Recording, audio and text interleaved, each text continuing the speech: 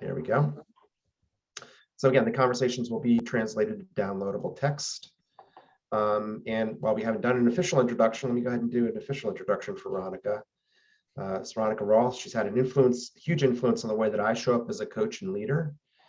She lives her belief that organizations of all type can elevate how people work together to unleash the potential of individuals and teams at all levels.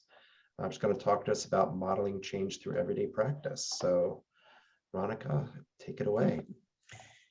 Awesome. Thank you so much. So, I already invited you all to think of a previous mentor, a business role model, maybe someone whose words and behaviors you watched and tried to adopt. For me, why I didn't answer, I'm going to answer now. My most powerful mentor, my most powerful and superhero role model in terms of how I spoke and behaved was Jean Tameka. She was Rally Software's first agile coach and a huge influence on the entire company's culture. And she showed me every day the way words and actions can set a tone and create a space that others can enter into with ideas and creativity. A couple of you said something very similar. I think of the way, perfect example, there'd be an informal meeting and people would start to be all over the place, which was a state that usually benefited more outgoing people like me. But she would slow it down and she'd say, can we check in with our purpose? And then she'd pick up a whiteboard marker and start to capture that purpose. And then she would hand out the stickies and pens from the pile in the center of every meeting table. Can we get everyone writing down ideas? And I learned from talking with her that she was actually one of those quiet thinkers who struggles to contribute when the loud ones take over. So she slowed everything down to make space for herself, but also to make space for everyone in the room. Here's another kind of words example. She was always careful in a work situation to use yes and instead of yes but. You know how it is. You're in a debate, a discussion, and someone makes a point and you're like, you're right about pickles, but, and we all know what that means, right? The word, anything before the but can be ignored. Jean relentlessly and without fail would say, yes, and you're right about pickles, and the sandwich is only good if it's dill pickles. Right? It was a very simple practice that made a huge difference. And I watched it change the tenor of every discussion she was a part of. Discussions with Jean tended toward the passionate, like with Maru's professor, but never with mean or dug-in positions. They bent toward the collaborative because of her words and actions. And I worked hard to do the same. And so what I want to suggest to you tonight is that leaders at all levels can accelerate lean agile change and lean agile culture by consciously modeling a more facilitative leadership style in words and actions every day. And so I invite you to practice facilitative leadership, to facilitate systems learning so that everyone has the big picture in mind, to facilitate empowerment. Right. So really enabling others to dig in, participate, decide, and do, and to facilitate inclusion so that we get everyone's ideas and perspectives in so that we make better decisions. The result will be that you will help create a sustaining lean agile change and lean agile culture. You will also help with succession planning and with having happier, more engaged employees and colleagues. You'll help everyone make better, more informed decisions. And you will tap the brilliance of the people around you and help everyone collaborate better. For the rest of this bit of time, I want to talk to you about first the why of facilitative leadership, the benefits it brings. Then we're going to talk about the how, the specific language and behavior practices of a facilitative leader, or at least some of them. And then just when it might seem like a little bit too much to take on, I want to talk with you about how to take very specific and small steps, earning repeated small wins in order to start your own journey to become a facilitative leader. So the big why for facilitative leadership ultimately is improved business outcomes and happier humans. This is what we've seen time and again as facilitative leaders create an environment in where people are aligned, they're motivated, they're contributing, and they're working together toward the larger purpose. My colleague, my co-creator, Christine Hudson, and I are actually working on a book to capture specifically those results we've seen. And it's more than I can list right here. But when I think of the dynamic of facilitative leadership, I often think about Jim Collins.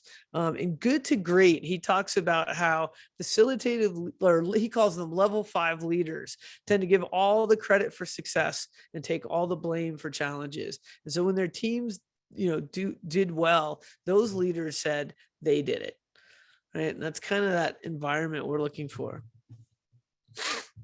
One way we get better business results is by helping more of the people around us understand how value is created, how value flows, and how value is consumed by both internal and external customers. So often, our colleagues are myopic, focused on their own team or their own little part of the system. And in that case, we tend to make sub-optimized decisions. But when more people understand the big picture, then they can make decisions that take the whole system into account. When everyone understands the intertwined purpose hierarchy throughout the organization, then everyone can make better decisions. Only then can we really empower others and decentralize decision-making, which helps us go faster with better results. We create happier humans in part by facilitating teams to become high-performing, right? And research and experience tell us some of the characteristics of high-performing teams, right? It's one in which everyone feels included, a member of the group, able to show up as their authentic selves. People can feel appreciated for their skills because we explicitly talk about those skills, maybe by co-creating team charters in which we capture the skills that people bring to bear. And then as a team, we're constantly leaning on those skills in order to get the job done. And maybe helping each other expand our skills. High-performing teams tend to understand their team's purpose and understand the connected purposes for all the teams in their ecosystem and the purpose for the whole system. So again, going back to that systems view, it's not just about me and my team, but all the teams. It's about understanding the teams I give work to, the teams I take work from, and then regularly connecting to the purpose of the whole system so we don't lose sight of that. And we don't lose sight of that because a facilitative leader makes it easy to see, bringing it front and center all the time. And then equal share of voice is particularly important. One of my favorite leadership books these days is Leadership is Language by David Marquet. David Marquet also, and he writes about the critical importance of equal share of voice in the team's ability to speak openly, consider all options, and make better decisions. That book has a great story that goes all the way through it about some kind of ship crash thing where the opposite happened and it caused all the problems. Google, I'm sure many of you know that Google famously researched what made the strongest teams, and they totally expected that it would be something about the mix of skills or the mix of disciplines, experience, or maybe individual team member characteristics like introverts versus extroverts. And to their great surprise, the research showed that the best teams had just 2 key factors. And one was that everyone on the team overall got roughly equal talk time, what they called equality in distribution of conversational turn taking, and what David Marquet called equal share of voice. And then the other was this idea of good social sensitivity. That is, they paid attention to what each other was thinking or feeling. At the intersection of those 2 things is psychological safety, which Timothy Clark wrote a book called I don't know if it's a book, it's a framework called The 4 Stages of Psychological Safety. And he defines it as a condition in which human beings feel included, safe to learn, safe to contribute, and safe to challenge the status quo, all without fear of being embarrassed, marginalized, or punished in some way. key thing here is that psychological safety can be nurtured by facilitative leadership. So facilitative leaders make it easy for team members to feel, for the team to help members feel included and safe by promoting and protecting team working agreements. They normalize failure, which in turn normalizes learning. They facilitate team conversations and meetings with an eye towards equal talk time and making sure that we hear from everybody, right? So that inclusion piece. And I just want to be really explicit when I say good social sensitivity might sound like people who are naturally social or naturally empathetic. And that is not what I mean. What it refers to is nurtured safety, to be allowed to pay attention to how people feel. So we get into things like team norms, like having a personal check-in at the beginning of the team meeting, or just having a norm where I worked with a team that said, it's okay to use the F word, meaning saying how we feel, right? Right.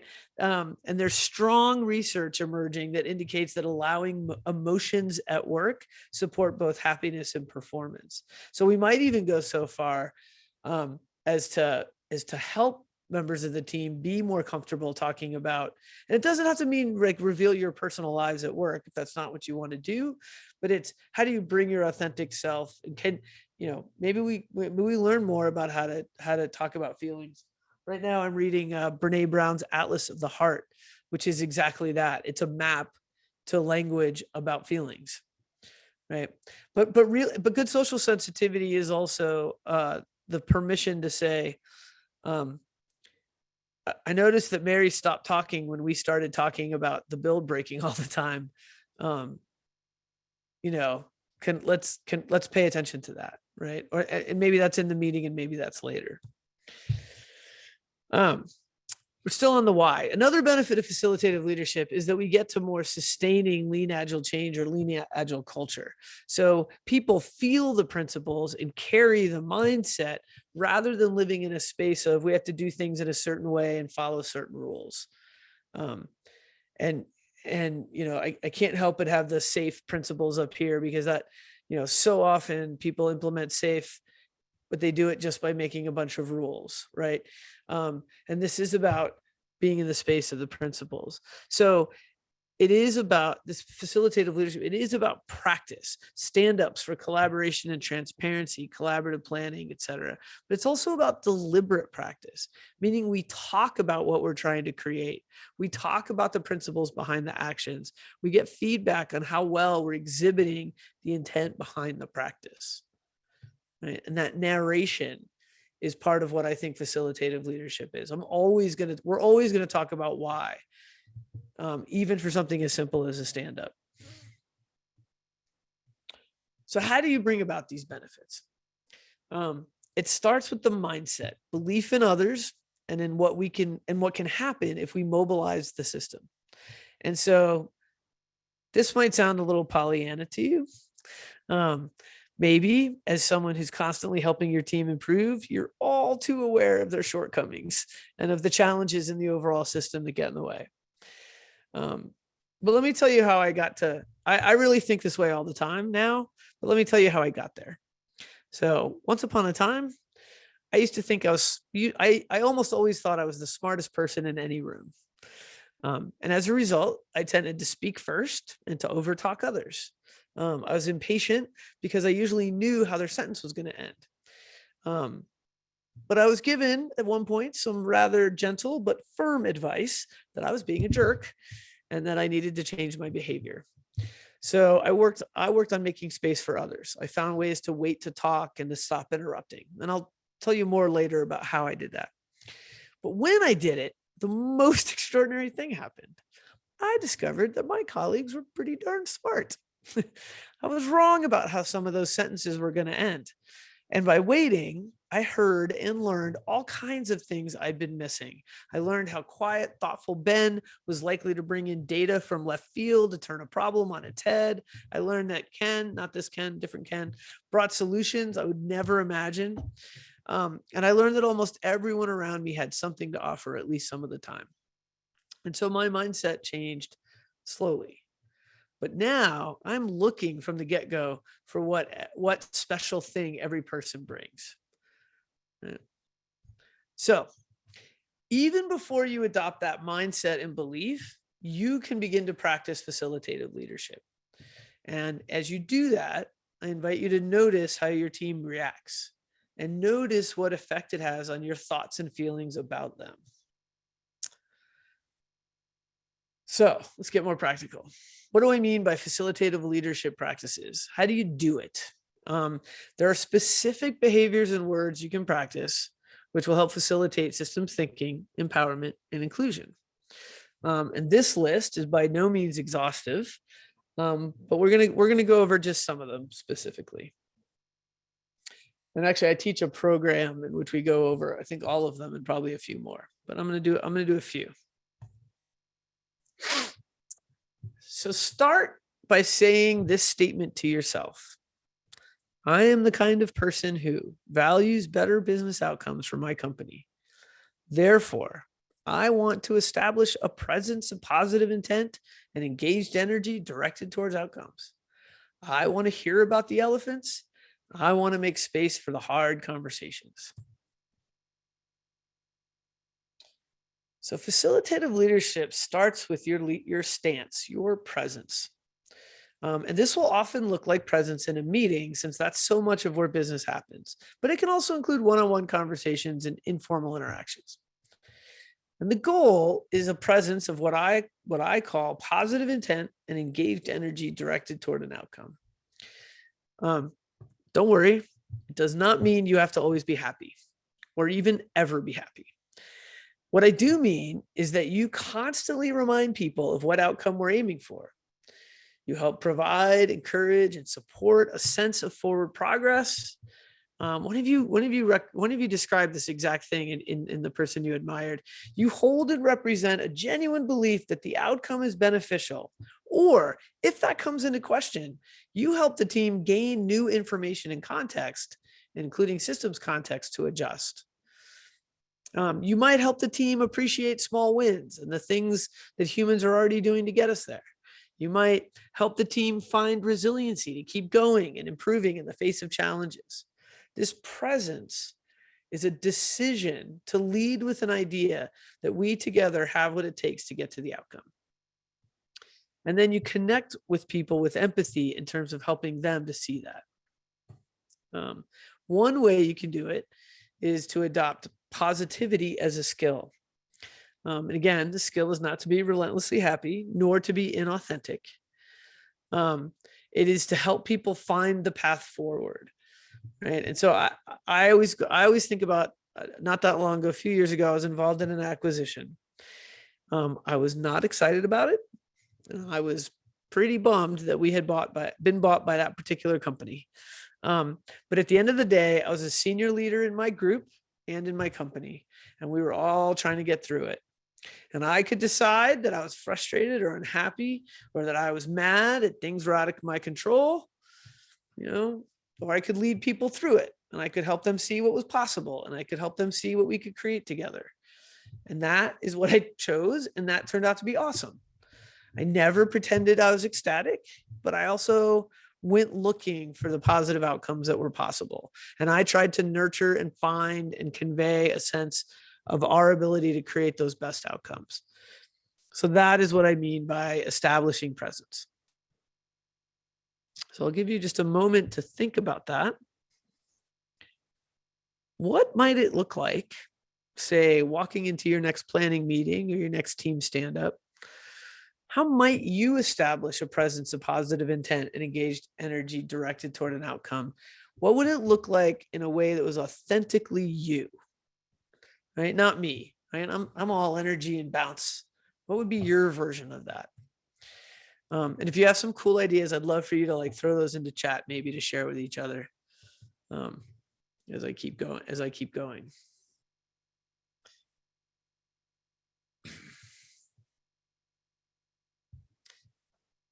The next facilitative leadership practice that helps you to become the kind of person who values better business results is to want to talk about elephants. So the phrase, the elephant in the room, of course, refers to a question, a solution, or some controversial issue that's obvious to everyone, but which is deliberately ignored, because to do otherwise would cause embarrassment or sadness or arguments, or maybe it's just taboo.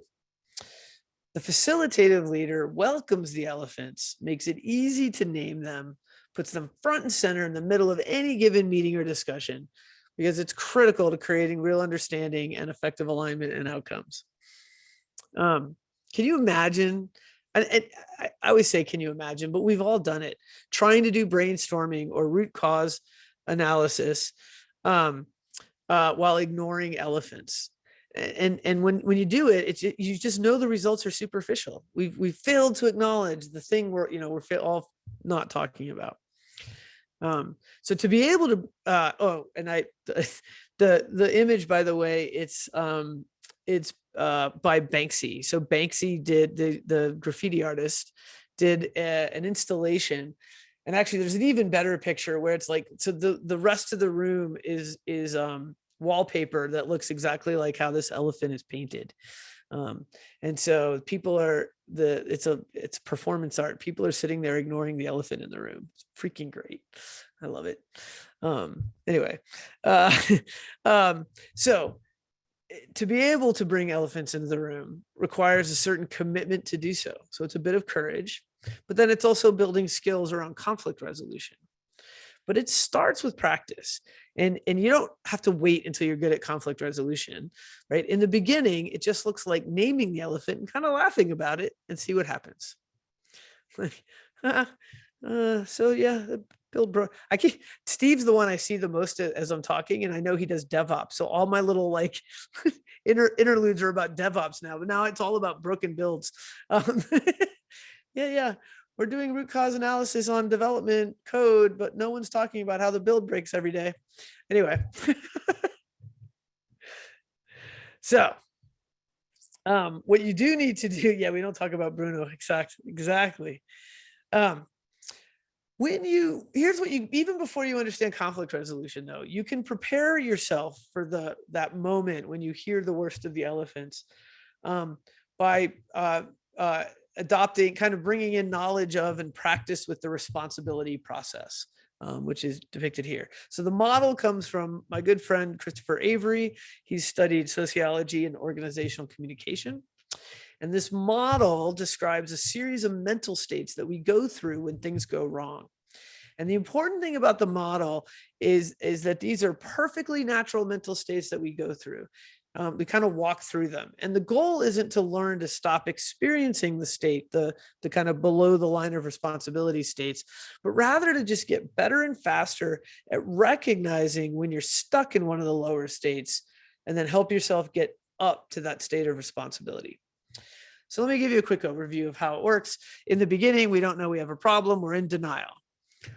Now imagine we're getting ready to go to a meeting. Remember when you used to leave the house to go to meetings or appointments, like, and you had to be on time and stuff? Yeah. So you're trying to get out of the house, you're getting your stuff together, you're running behind, and then you go to grab your keys and you can't find your keys, your car key. I can't find my keys. It's the first thing you say. Who stole my keys? Even though you live alone. Right? We immediately go to blame. We lay blame. We want to blame somebody else for the fact that we can't find our keys. Then you realize, you remember you live alone, and you're like, yep, man, how could anyone find anything around here? It's pure chaos all of the time. No one can ever find, that's just how there's nothing to be done about it. It's justify. It's external forces. It's not my problem. It's not my fault. Then we go into shame. Well, I'm such a dummy. I do this to myself all the time. Right. And then we go into kind of obligation. We might just stop there, or we might go into obligation. I really ought to put up a hook and put the keys on the hook every time. But then when you're in that state of obligation, Christopher calls it, the state of have to, don't want to. And that hook will never, ever, ever get hung, because nothing ever happens from that state. Right. And that's but then when we get to a state of responsibility is when we shift from have to, don't want to I am ready to have my life be more organized because I want to be more on time. So the important thing to realize is that in all the below the line states, they're all states of powerlessness. In justify and lay blame, we're believing external forces have all the power. A person took my keys, or a system is to blame. That's just how things are around here. But shame and obligation are equally powerless internal states. I'm not good enough, or I'm at the mercy of the needs of others, right? I should have that meeting with my boss. And there's still not a place that we can act from. So it's only when we own our own response that we can act from a place of responsibility, a place where we can own our own choices. I really would like to go to dinner with you, but I'm choosing to work because in the long run, I'll be less stressed if I work, right? As opposed to, no, I want to go to dinner with you, but I can't. Someone else, I can't, I have to work, right? I choose to work. One thing that Christopher taught me is that when you notice you're putting something off, like a task or a meeting, or a report, or tackling the elephant, if you examine it, you'll often find you're stuck in obligation or shame or justify about it. Once you see that, you can often work past it. So thinking about that, I'd love for you to take a moment of silent reflection. Think about a time when you got stuck in one of these below the line mindsets with colleagues or with your partner or your family. Are you thinking of one? I invite you to consider how thinking about this model might affect your interactions with people and what it might be like if you simply tried to name where you are in the process more often. When I took Christopher's leadership gift program, he told us we got to count it as a win, just noticing we were stuck, not even doing anything about it. Yeah. So now bringing it back to the elephants, I recently worked with a leadership team in which one of the many elephants was the fact that work was coming at them from many different parts of the organization, and everyone was working 12-hour days. And the group was in collective blame. And I worked with them to see where they had control. Right? In that place of power, we could talk about the elephant and begin to do something about it instead of just being stuck.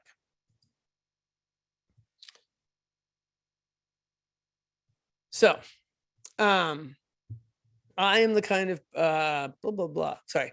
The facilitative leadership identity. It's something I wanted to say before I read the slide.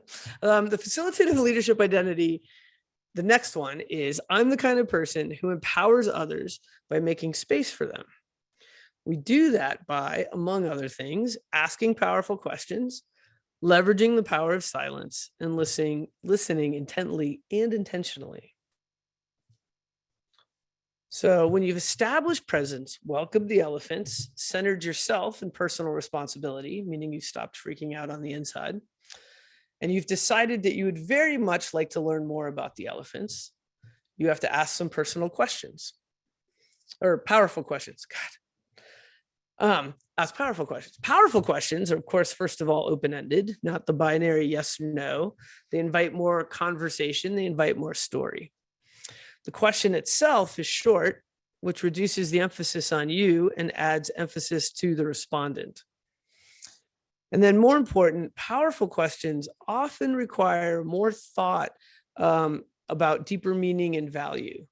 So you're asking a powerful question rather than like a rhetorical or a leading question when you don't know the answer to the powerful question. When you go to your team, when you go to ask your team something, and you're not just waiting for them. Sorry, you're not just waiting for them to tell you what you think. You're not waiting for them to say what like you want them to say, right? You're not trying to get them to speak your own thoughts. You're just truly curious. Then you might be asking a powerful question. I know there was a hand up. Is it okay if I take questions at the end? So I don't lose but make a note so you remember it. Okay. When you are truly, the hard part after you ask the powerful question is that then you have to be quiet, which, as I just said before, I really struggled with. So it's not very comfortable, right? The free exchange of ideas, concerns, or questions is routinely hindered by the interpersonal fear, far more than most managers realize. Once upon a time, I had an amazing boss. I loved him. However, he tended to say, after like some big announcement of stuff happening, he'd say, "Any questions? Okay, great, let's go." just like that. And he didn't mean to, he just kept talking because no one likes silence. It's really, really hard. But I offer that you should ask that powerful question and stop talking, because that's how you give space to others. So imagine the steps it takes to talk, especially on a Zoom call. So I'm a participant in the meeting and I'm listening intently because I'm engaged, or at least polite. And I have a thought. Should I contribute? Yes, my thought is good enough to contribute. Oh, let me make sure I give others a chance to go first, because that's what my mama taught me to do. Okay, it's my turn. Let me find the mute button. Let me find the other mute button. And now I'm going to use my voice. That is a lot of steps. And that's why good facilitators and facilitative leaders count to at least 7 after they ask a question or invite participation. At least 7. To this day, if I am going to be uncomfortable, or if I am uncomfortable, I have to count to myself. Mostly I don't have to anymore, but when you create the space with silence, then you listen attentively and actively. Right? In active listening, the listener must fully concentrate, paying attention to body language that conveys that they're concentrating. Appearance counts here. So not long ago, a colleague and I were on a Zoom call with a client. And I remember noticing that he looked utterly disinterested. So I Slack messaged him and I was like, dude, what are you doing? It's like, and his response was, oh, I was having lazy face. And because I know him really well, I immediately realized he was actually fully concentrating and listening so hard that he wasn't remembering to pay attention to body language. But active listening isn't just about the listening. It's also about conveying that you're listening. And then the other piece is to understand that, of course, that you're not just waiting to speak, but you're seeking to understand. And then unlike empathic listening, empathetic listening, you do actually respond. Like you verify by paraphrasing that you actually understood what was said. And then you might even take notes or strive to make sure that you remember what's being said, that everyone remembers what's being said as you honor those words, which is slightly different than reflective listening, where you sort of repeat the speaker's words back to them. Active listening is a very specific thing in which you're really letting the speaker know that you're fully engaged. And what we're trying to do here as a facilitative leadership is to be inclusive, to make real space for others.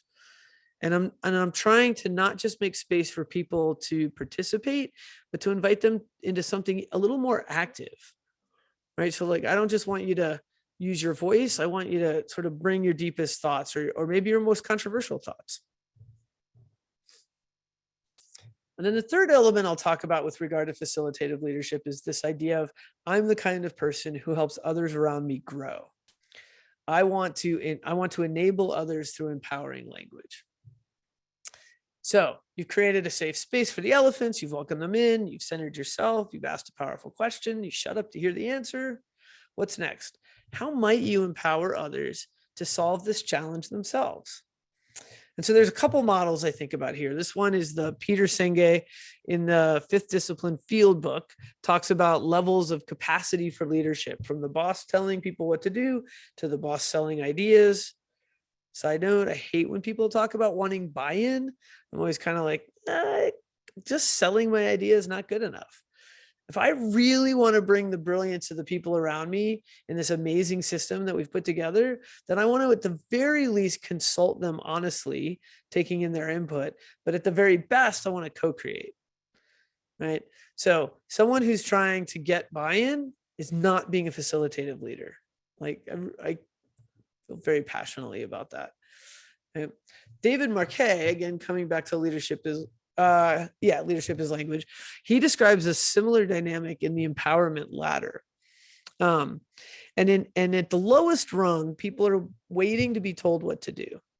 Whenever someone tells me their people just want to be told what to do, in our context of knowledge workers, I always assume they came from a system where they were rewarded for being told what to do and for doing what they were told.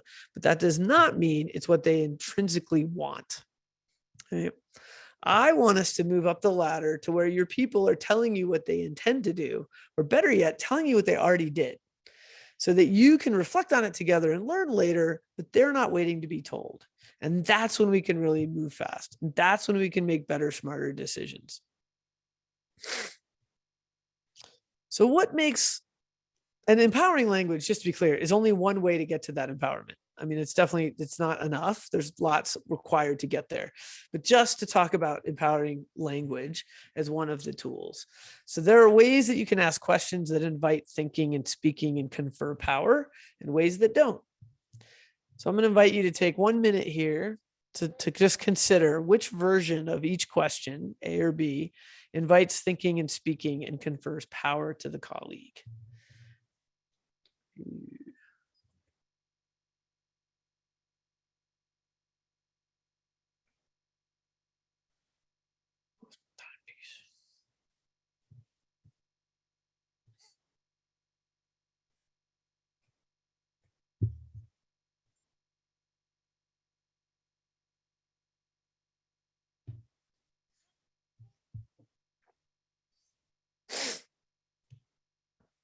I lost my timepiece. I'll guess that was a minute. I'll show answers. Empowering language creates an opening. It opens the space for more thinking, more words, more opinions. So the simplest step, of course, is to avoid binary questions, as I already said. But even beyond asking open questions, the opportunities to ask questions that don't convey you want a particular right answer. It's between options A and B, right? That right is the killer.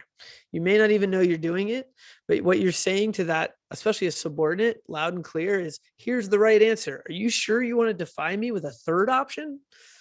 Right? Another language trap that removes power is the question that puts someone on the defensive. Have you thought about the needs of the client? Can seem like a harsh criticism, however sweetly you say it. Right? Either I haven't because I didn't think of it, but now I feel shamed, or I thought I did, but obviously you can't tell, so now I just feel defensive. Neither of those is empowering nor generative.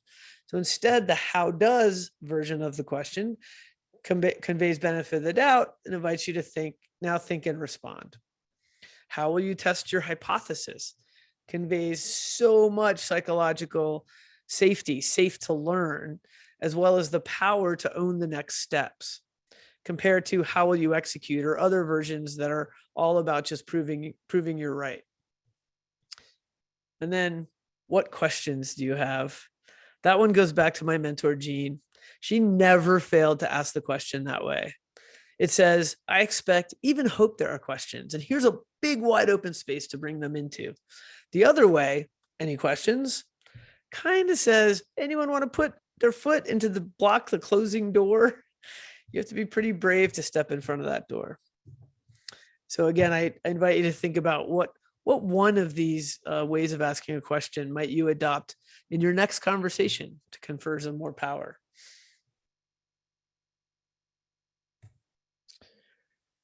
I love this quote from David Marquez so much, I'm going to actually read it out loud, which I rarely read a slide, but your words matter more than you think. Most of us use the language we inherited from a time when workers worked with their hands and managers worked with their heads. Today, your people do so much more than simply follow orders. They contribute to performance and solve problems. And it's time we updated our language to reflect that. So even an interesting thing about this is even people who aren't words people, in terms of like, that's not how they think all the time, they are still affected by your words, right? And so it's part of becoming a leader is learning to be more thoughtful about how you use words. So I want to bring in one more identity of facilitative leadership. And again, this whole list is by no means exhaustive. But the other one I want to give is I'm the kind of person who gives myself space to react from a creative place. This image in those books comes from a leadership assessment called the Leadership Circle Profile, of which I'm a huge fan, of which I've been certified. The instrument itself draws on the data of thousands of leaders and integrates ideas from psychology, integral, spirituality, business theory, and more. It's very holistic. And among other things, a person's profile will show them to what extent he or she operates from their reactive tendencies indicated in the lower half of the circle. And our reactive tendencies are leadership styles that emphasize caution over creating results, self-protection over productive engagement, and aggression over building alignment. And those might sound sort of negative, but really they represent our stage of development. Our reactive tendencies are the protections we put in place as children to navigate our world safely.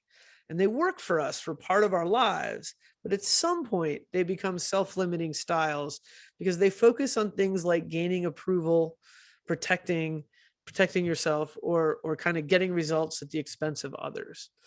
So as we grow as humans and as leaders, we begin to develop our creative competencies in the upper half of the circle. And you've already been doing this as a person, right? And these are these well-researched creative competencies that they list, measure how you achieve results, how you bring out the best in others, lead with vision, enhance your own development, act with integrity and courage, and improve organizational systems. So when you act more and more from that place, you're operating from a generative, expansive energy and mindset. And I think about like when I'm really freaked out by a problem or I'm feeling defensive or kind of backed into a corner, I get this like tunnel vision and I start seeing fewer options. Or I worry about what people are thinking about me. Like that's me operating from a reactive state. I feel like it happened recently where I had like my imposter syndrome moment. And I'm like, oh my God, I'm not being a useful consultant. I don't have great ideas. I'm not solving all of their problems. I'm literally thinking that in the middle of a meeting. And as a result, I literally can't solve their problems because I'm not even trying anymore. I'm busy having this monologue, right? Contrast that to when you're like working on a hard problem and all you see is possibility and all you see are ways to bring out the best in others. And it is literally a creative space that creates more space. It's super powerful to lead from that place. You literally have more time and energy. It takes more energy to be in the older protective states, and it takes less energy to operate from the creative space where you're simply enabling others. And there's deep material on how to leverage this thinking to grow your creative competencies. I recommend the books listed there, and can send those out later too.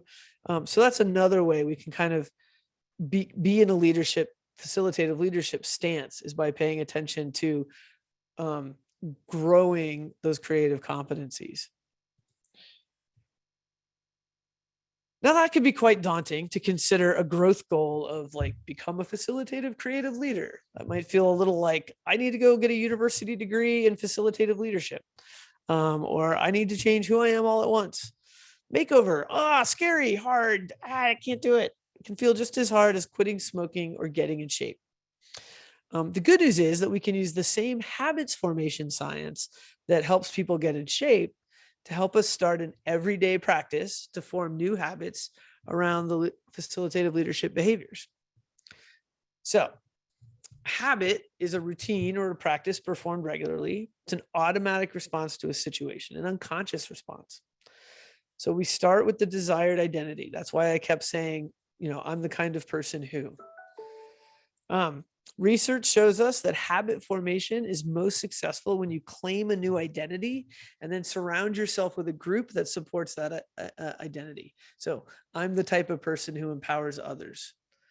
Then activities become part of that identity association. What would a person who empowers others do in this situation? And there are great examples of this from negative behavior, like habit change too. Someone who wants to stop smoking should respond to the question of, do you want a cigarette? Not with, no thanks, I'm trying to quit, which is the lingering identity of a smoker, but rather with something like, no thanks, I'm not a smoker. And our brains love wins, and even more so winning streaks. So if we want to create new habits, we need to create our own winning streak, but start smaller than you can possibly imagine when you hear that. Charles Duhigg's book, The Power of Habit, he talks about the desire to form a habit of flossing teeth. And he talks about starting with flossing one tooth and calling that a first small win. Do you laugh? Do you laugh at the idea of one tooth? I used to think that was the dumbest thing ever until I talked to a friend of mine who described starting a flossing habit by flossing that one tooth that always got food caught in it. And now she flosses all the teeth every day. So another example, like just using the language and thinking of a new or desired identity once, that's the type of small win we're talking about. So let's say we want to create a habit, blah, blah, blah. Let's say someone wants to do, I wanted to learn yes and, right, from Jean. I worked with a corporate leader who also was trying to become a more empowering leader, and she chose the yes and phrasing as one of her habits. So she wrote it down, and then she counted how often she used it. She also counted how often she failed to use it, but noticed right away. That counted as a win, just the noticing. Right? The other habit book I like is James Clear, the Atomic Habits, and he talks about the 4 laws of habit change. So law 1, make it obvious. You want to start running, put your running shoes out where you can see them. Even better, connect the new habit to a habit you already have, habit stacking. So you create a cue out of something you already do. So as soon as I start my video for this Zoom meeting, I'm going to ask everyone to give a personal check-in. Right now, we're trying to help people show up as their authentic selves to work. And then I might make that attractive by putting a fun checkbox in Miro. Right. So it's not all on me. And that also makes it easier. Now I've made it easier. Think about this other executive I worked with a few years ago who wanted to move away from command and control style, and he wanted to invite his team to lean in. And so he wrote a few questions with empowering language on an index card, which he kept in his shirt pocket. And at every weekly staff meeting, he tried to ask at least one of the questions on the card. And then he reported the results to me in our one-on-one. So the make it satisfying part came when I praised his efforts. Although the real satisfaction came when his team started bringing more of their ideas to the table, because that was the goal. And by the way, he wasn't secretive about it. Everyone knew he had the card. So let's explore what new habit you can build. Take a moment to think about which one facilitative leadership behavior or practice you might want to work on. I'll give you a moment to think about that. And Ken, I think I'm not going to do a breakout because it's getting a little bit late, right? Yep, cool. Excellent. I love audibles. So we're just going to do this to ourselves.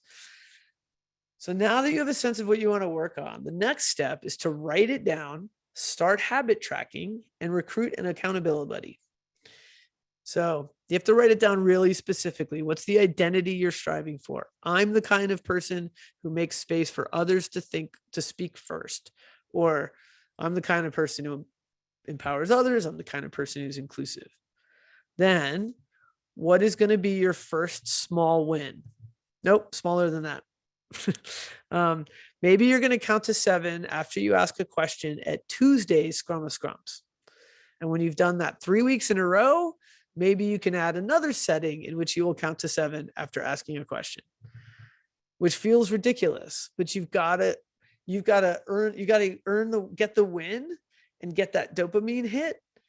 And then you'll be ready for the next step. And then ideally you get an accountability buddy, someone who's going to do it with you. Share your plan with that person, ask them to observe you on Tuesday.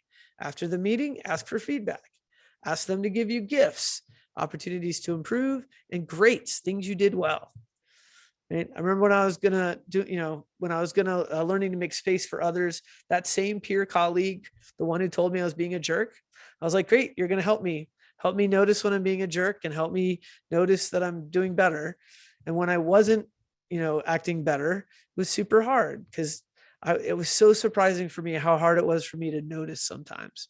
And so her reflection was super helpful. And then the last key is to track your results. Where will you record your wins, your gifts, your grades, your goals, your misses, right? I use my work notebook for that and a personal journal for my personal habits. Oh, nice. I love that you just gave a link to Kilby.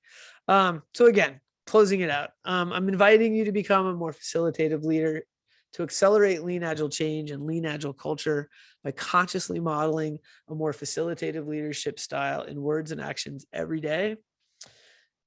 Assume an identity, use the power of intention, daily practice and habit formation to make that identity a reality. And not only will this help create sustaining lean agile culture with better business outcomes and happier humans, it gives you personally more time in a creative state versus a reactive state. Your employees and your coworkers are happier and more engaged, and so are you. So now picture yourself in that cape. Say to yourself, I'm the kind of person who mentors my team to become better stewards of the system, better deliverers of value to our customers, who lean in to own our outcomes, and who individually bring their voice and their talent to help us be awesome. The end. And I know it's late. I'm sure people want to drop off. Before you do, and I'll take questions for anyone who wants to stay.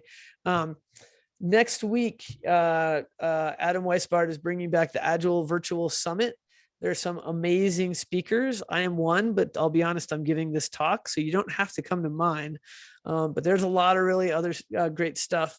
The summit is free to attend live, and then you can upgrade to an all-access pass to get access to the recordings. But I invite you to use that link that gets me bonus points with Adam if you use the one that has my name on it. And with that, I'll say thank you and invite questions. I also have to let my dog in, but I'm listening. It's okay. Thank you. I've got my dogs next to me.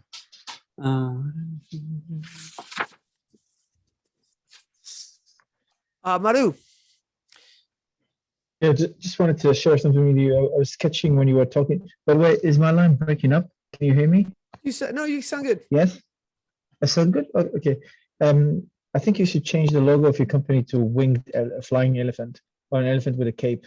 You seem to have something with elephants. They're everywhere. They're perfect for your with elephants. metaphors. Yes. And there's and I should send you the link to the blog post about why elephants, but I saw someone talked about the parable of the blind men. That is another reason why elephants are our logo. So I'm sorry, Yeah, what else were you just going to awesome. say? Yeah, go ahead. No, it was just, oh yeah, I remember. There was something else I wanted to share earlier about the thing I learned personally from, it's just one individual example perspective. The power questions I learned over the years for myself to, before I think about the powerful questions, and to take a couple of breathing moments for myself to deal with myself and first be present with myself first. It's very individual. Could be just me, but that's just my technique. I cannot just go ahead and be immediately focused on the other person and ask the perfect question. Yeah, no, I love that. I had a great one time at the coaches conference at Rally. We brought in a meditation guy, and one of the things we practiced was in pairs. It was mindful listening or something like that. And what I thought he was going to say is pay attention. He's like, pay attention to the core. And I thought he was going to say the core of the other person. We were like sitting facing. And what he said was, put your attention in your own core. And it was so not what I expected. I was like, aren't I supposed to be focused on them? But I quickly learned he was right. By centering myself, I could sort of receive better and stay calmer.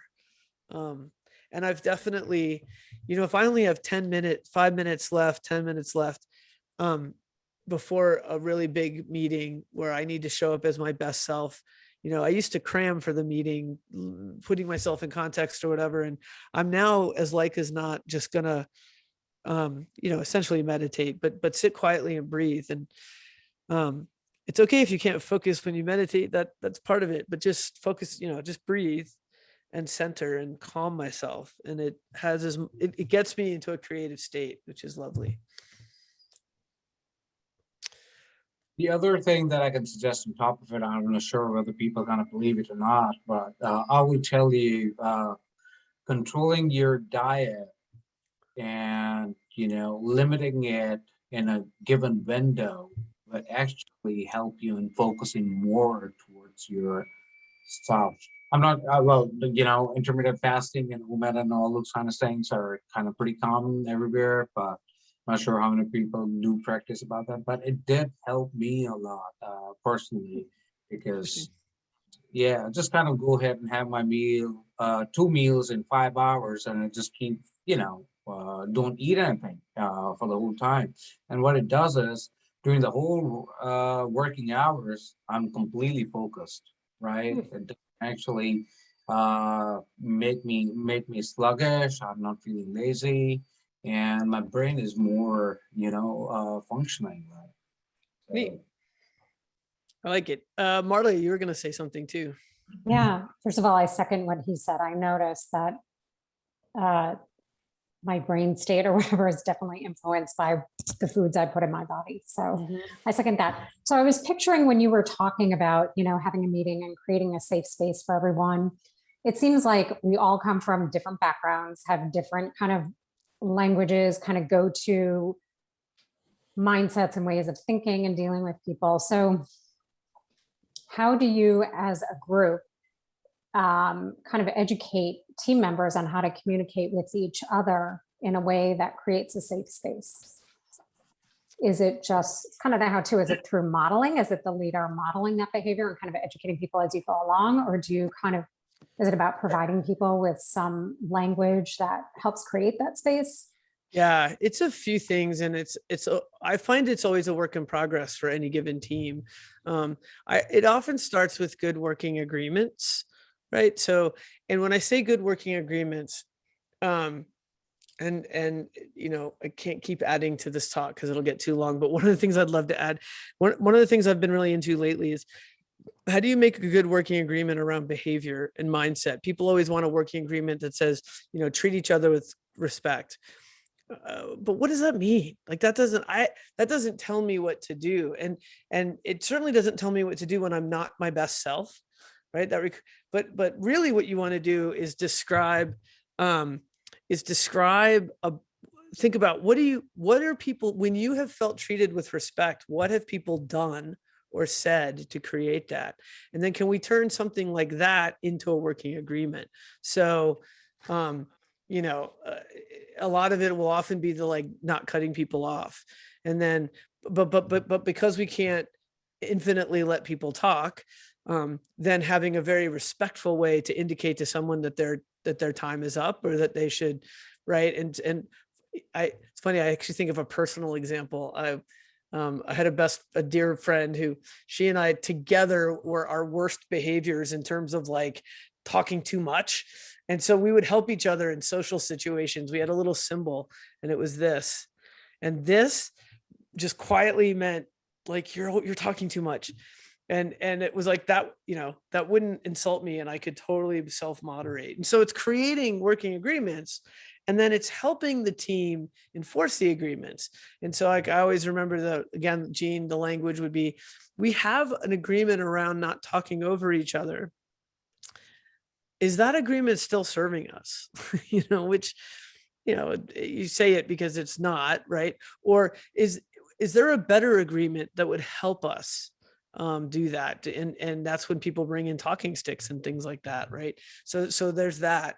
And that's just a couple steps. And then another part, I talked about, we have we might have the practices of Agile or Scrum or Safe or whatever, but it's important to narrate why we do it.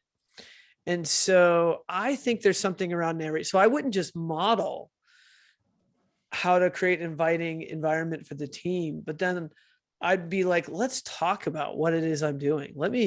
And maybe we make it part of a retrospective, or maybe we make it part of a little team learning day or something about, make it explicit. Hey team, I want us to really feel like we can lean in with our best ideas. Let's talk about what are some of the things that prevent you when you're not able to lean in, or when you feel reticent, what are some of the things that create that? And how can we, let's just literally talk about it, and make it fun. And I know that's uncomfortable, and engineers and all, all the story, but at the end of the day, we're all human, and so there's always we are we're human creatures. And so, let's figure out, including everyone's perspective, how can we lean in together and create safety. But we do it by talking about it. That's great. Thank you. Yeah, thank you. Other questions or thoughts?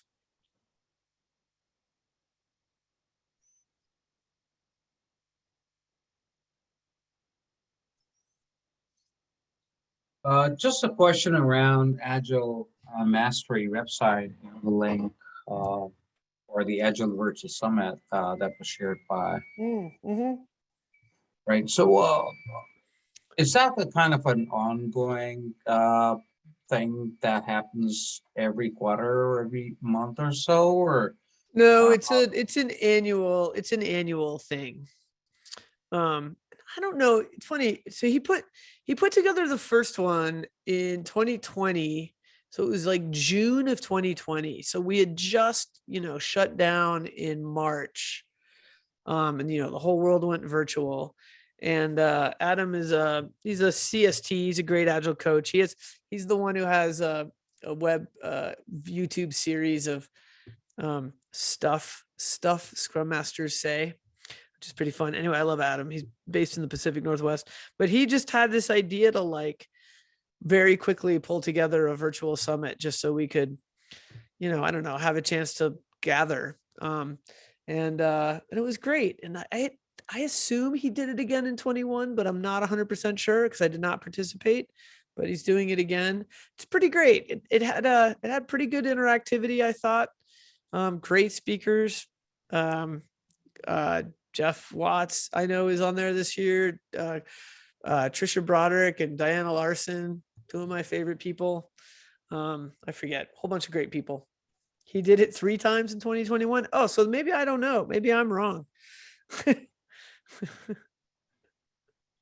Oh, thanks for sharing that. Yeah, I was just curious to know kind of. Yeah, I don't know. You'd have to go check it out. I don't know everything he's doing. Yeah, and he's been working with Lissa Atkins. So he's doing cool stuff with her too. Yep. We'll appreciate that. Yeah, sure. So I'm trying to form my question in the appropriate way. So I like the idea of working agreements and written working agreements that sort of emerge over time. And yeah, if you could talk more about how you build those and how you get understanding of the whys we're doing it in the team and the principles and focus on the principles rather than the rituals. Yeah, I mean, there's a couple techniques I've used. One way that I seed, one thing I'll do is I might organize working agreements around the company values. I mean, not if the company values are universally detested, but if they have any value whatsoever. If I don't work for Facebook, it's okay. Yeah, if they're at all interesting, I might organize them along that. And so then, picture a flip chart or a Miro board, right, where I've got each value, company value, and then I might seed it with a couple of ideas of working agreements that represent that might serve us, and I'll talk about it. So the other way I'll do it, it's sometimes even more interesting. I don't have it handy, but Christopher Avery, I'll also sometimes do it around, maybe we could throw it in the chat really quick. It'll be like things around communication, things around cadences, so meetings, things around how are we going to create transparency or visibility. I just forgot. There's another. Well, then there's one that's just, I'll just call it behavior. I'm pretty sure I'm forgetting one, but so I'll have these categories of things, right? And communication is a big one, right? Like one of the easiest ways we annoy one another is through differing expectations. I always think about my friend, colleague Julie, was the kind of person who, if she sent an email, if I sent an email or she sent an email and I responded and I answered her question, she'd send the thank you back. right? Which I thought, and if you didn't send that thank you email, she thought it was rude. And I thought it's rude to clutter someone's inbox by continuing the thread to say thank you, right? Now there's a whole nother thing about whether or not email is even the right channel, but that's not important. But is this fundamental thing where I think she's cluttering the inbox. She thinks I'm being rude. And it's all just because we've never had a conversation about it. Once we had a conversation about it, we actually didn't even need a rule. We were a small enough team. I just typed, I sent the thank you, and I didn't, we just changed our attitude. But sometimes you just need a decision. Like, let's just agree on what the right thing to do is, and it's, people, so often it's like, people aren't trying to be annoying. We just haven't had the conversation. And so I try to start with as few rules as as few agreements as possible. But I also try to surface the ones that are going to matter the most.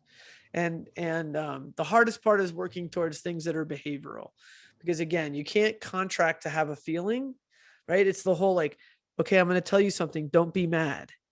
It's like, well, I'm a human. I can't not be mad. But I cannot yell at you, right? I cannot speak harshly. I cannot respond for 30 seconds to whatever you say. Those are things I can control. So how do you deal with, like, I'm big on learning from failure, right? But not everyone likes to admit they've failed. And I tell people I like to be corrected. I like to be told when I'm wrong. It's the only time I learn. But I struggle. I mean, I'm getting there. I had somebody tell me, one of the people who works for me, tell me something I said was stupid. It was one of the best days of my career. But seriously, like, how do you build that culture around respectful criticism? Yeah. I mean, part of it is by practice. So again, practicing. So, right. And again, having a conversation, because everyone's a little bit different. Like, you might want something more direct. Someone else, again, this is actually, I literally, like I said, I just finished the Netflix book, and of course I'm going to forget, the co-author is Erin something, and she wrote a book about global culture. But anyway, one of Netflix's like secret sauces is this like radical candor. And so, yeah, no rules. And so they, it's a lot of feedback, but as they expanded globally, the culture didn't translate so easily to other places like, Japan, which is so much more indirect, or actually then the Netherlands, which is more direct. So if an American wanted to know what it felt like to be a Japanese receiving American feedback, try getting feedback from a Dutch person. You're like, oh, that's terrible. Okay, thanks. It's just like, and so what I loved in the book, in No Rules, and it's at the very end that they have this section, but they told some stories that really, this is what I found illuminating, because someone really explaining like what it felt like to receive feedback in this sort of way that wasn't quite right for them, right? And they also told stories about kind of meeting in the middle. Like, I can hear that you're an American and forgive that you're not giving me the, the positivity sandwich, whatever. But at the same time, the American can work harder to remember to be friendly and, say the nice thing first. So again, I think it goes back to having a conversation. So setting the stage. Hey, team, we want to be a team that embodies learning and continuous improvement. We all say it, but it's actually hard. So let's be intentional about how we help each other, grow and learn through feedback. But let's let's talk about what works and what doesn't, and that's somewhat individual. And let's also talk about, how do you give feedback to the feedback? How do I tell you that I wasn't able to hear that because it was too direct, or it wasn't specific enough, or and then maybe maybe it's about, we do a little, again, like if we're having a learning day or a improvement day, maybe instead of, working on Ruby scripts, we work on let's do a little feedback, how to give good feedback module, Because, and I'll be honest, like, I'm not great at it either. If you told me right now, like, okay, Ronica, you're going to help this group of people get better at giving feedback, I'd go do some research to remind myself, because it's not one of the things that I always have at the top of my brain. Like, I have to go dig it up sometimes, Yeah, it's one of those things also where what I've done with teams as part of the working agreements is I ask the question, what do you want to do if somebody doesn't meet the agreement? Mm-hmm. And assume you were the one who wasn't meeting the agreement. How would you want to be approached? Mm-hmm. Right? So that way, Yep. make it really explicit. That it's Yeah. not other people, it's you, right? Well, yeah. And then this attitude, I like to bring an attitude of like, we're not, however we begin, we're not going to get this right from the beginning. Right. We're going to try it and fail. Like, it's just guaranteed. Like, and it's not even the goal to get it right at the beginning. The goal is to start and to practice. And then give each other feedback so that we can get better, that practice language. I mean, that's really become something that I think about a lot. I have to work really hard to have a growth mindset. I mean, I like a lot of, I don't know if any of you remember the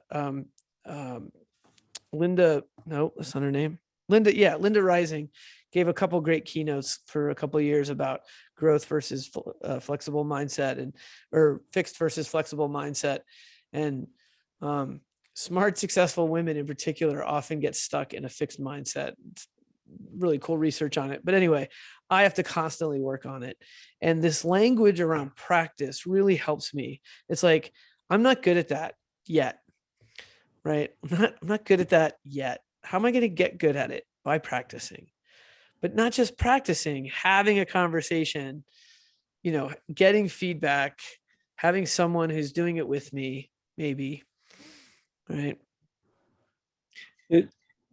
No, this is good. And I'll reiterate some of what I heard to sort of test my understanding. I mean, part of it is cultural, right? And different people will take things different ways. And you have to sort of have that conversation both ways as far as, hey, this feedback's not working for me, paying attention to the nonverbal clues, and experiment your way towards improving it over time. Yeah. Does that make sense, or did I miss something? Yeah, no, absolutely. And it starts by saying, hey, and we're doing this because we want a culture of feedback, because we know that's what's going to lead to great results and a great team. Yeah. Getting alignment on the why, I guess, is sort of where you're going. Yeah, for sure. So I'll just share this real quick. There's another book I've been reading and rereading is Thanks for the Feedback, which is the key takeaway from it is most of the improvement is not in people giving better feedback. It's in learning how to receive feedback. Yeah. Is where the great opportunity is. Yeah, and that's challenging. It is. It's funny. Probably one of my proudest moments in my professional career, I could still picture it too. And it was a colleague. He asked for time on my calendar, and it was one of those, I knew, just by the way he asked, that it was, going to be about some feedback thing, and not the kind you just call up and say, but the kind you schedule. And I was like, ugh. And I was not always the best receiver at feedback, but I remember that day, I was like, I'm ready. I'm ready to hear whatever he's going to say. And same thing, I centered myself. I did some journaling and I centered myself, and I got on the call, and I just was so proud of how I listened to what he said. He gave really good feedback. He had good stories and examples. And I asked a couple questions to seek understanding. I was slow. I allowed silence to give myself time to get past any sort of defensiveness or a desire to explain myself away. I asked him to like let me explore with him a little bit to get curious about what was going on for me that led to those things. But again, not to explain, but for him to help me process a little bit, but then not too much, you know. And then it was it's like it's one of my proudest moments. It's like, oh my God, I received that feedback really well. And then I like did something with it. Yeah. Yeah. Thank you. Yeah, no, thank you. That's great. Ronica, I wanted to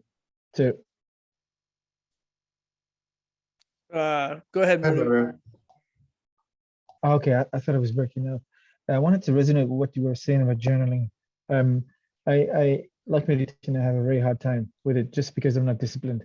But from the people I know that I admire, people in Germany here, is they've developed themselves so much through journaling by taking 5 to 10 minutes, no matter what it costs them. And the reason why they manage to take 5 to 10, 15 minutes every day is because they develop templates, one pagers that they printed out in their books, so they don't feel like they are forced to fill up a page.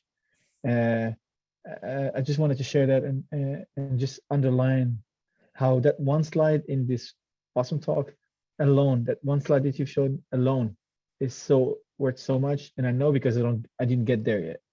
So just wanted to underline that. Thank you. I appreciate it. Who else has a question for Ronica? Ken, this is Prabhat again, sorry.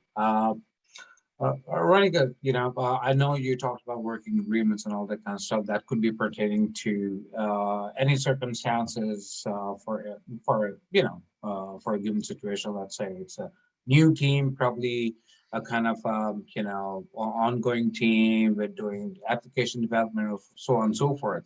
But for instance, that's going to be a very easy answer for you, hopefully. But let's say, a new team is kind of getting used to Agile and Scrum framework and all this kind of practices.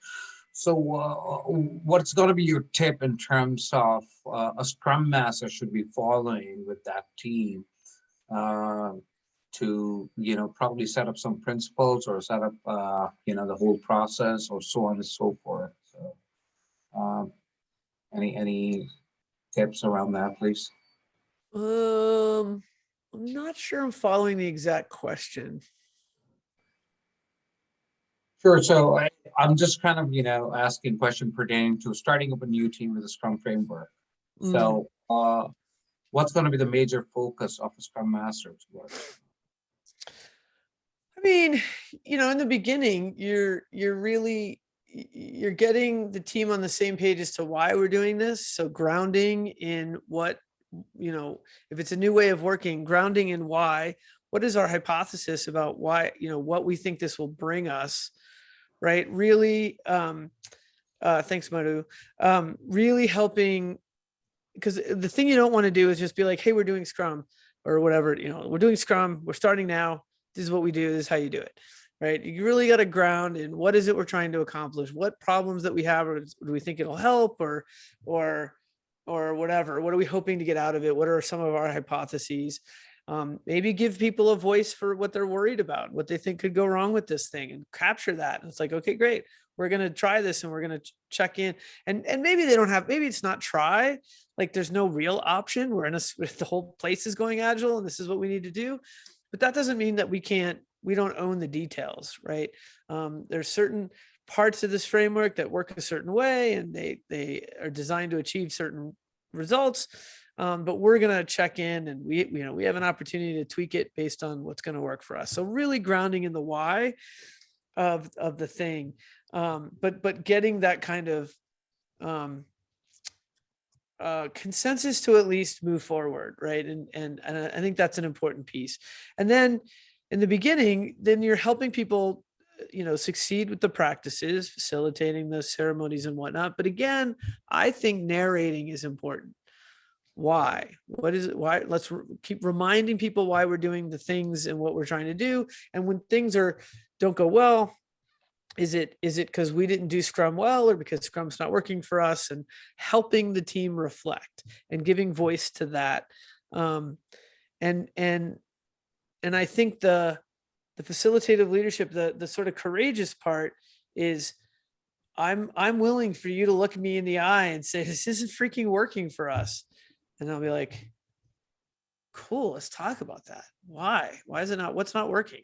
Right. Like, not being afraid, you know, that's an okay response. And, but we're going to look at it and we're going to figure out, like, is it because we're not doing it well, or because we need to tweak it to work in our environment? Have we not given it enough time?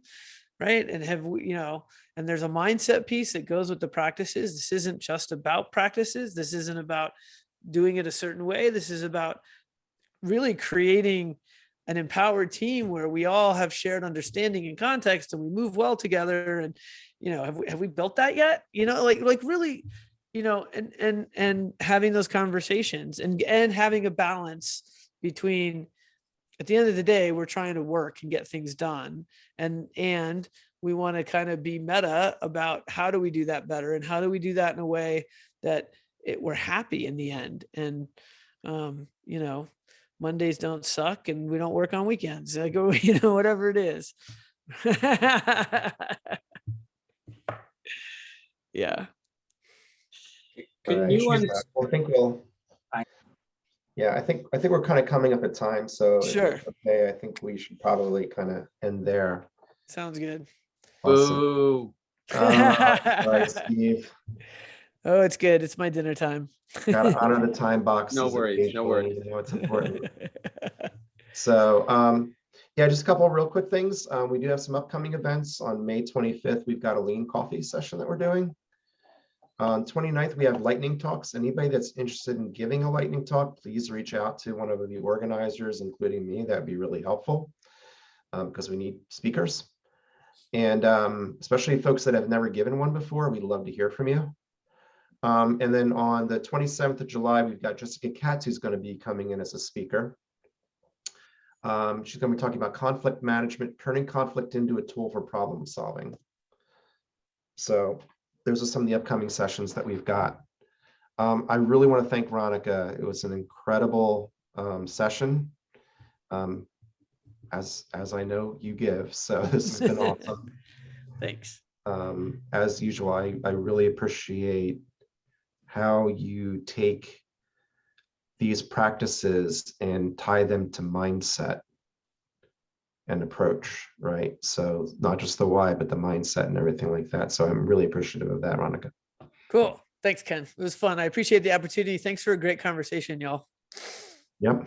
So thanks, everybody. I hope you folks have a great evening and be well. Take care.